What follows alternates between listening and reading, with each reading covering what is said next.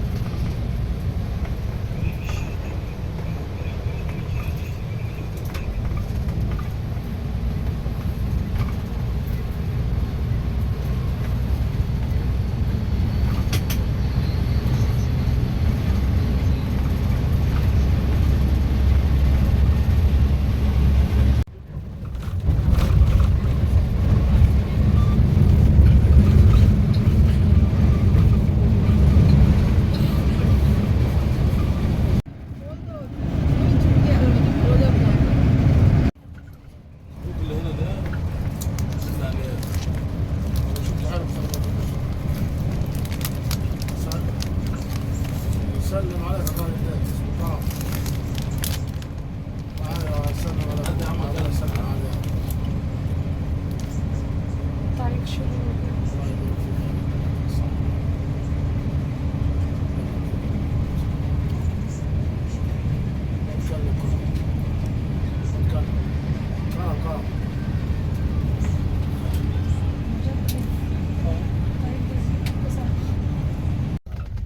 مكة وما بتروحش المدينة وتوقف في مكة عادي.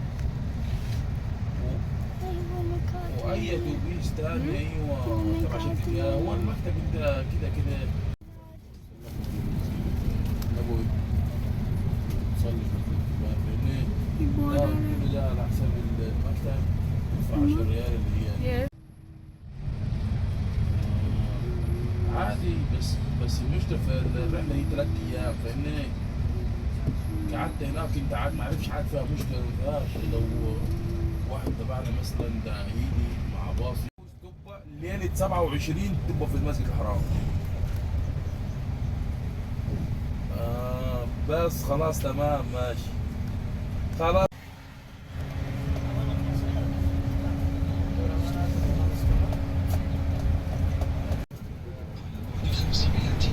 تمام الله عليك. खड़ा पहाड़ छपाई जाएगा दिख रहा है ना वो पहाड़ है। हाँ पहाड़ छपाई जाएगा। ये पूरा जमारत में ये छावा जानेंगे ना जमारत बनते हैं ना हज के टाइम पे हाँ। इधर ही पूरा चल के जाते थे हाजी अच्छा हज के टाइम पे। हाँ इधर पूरा कुछ नहीं रहता सिर्फ सफेद सफेद रहता है हज के टाइम माशाल्लाह। ये हज की तैयारी चल रही है। ये देखो हज के लिए चला बना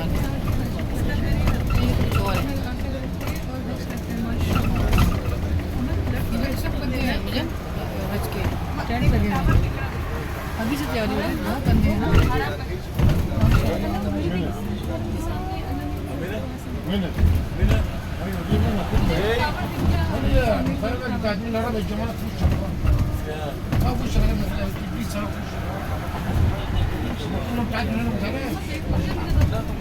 قلت لك بوريني شكل في المبنى عادي ده 5 ادوار ده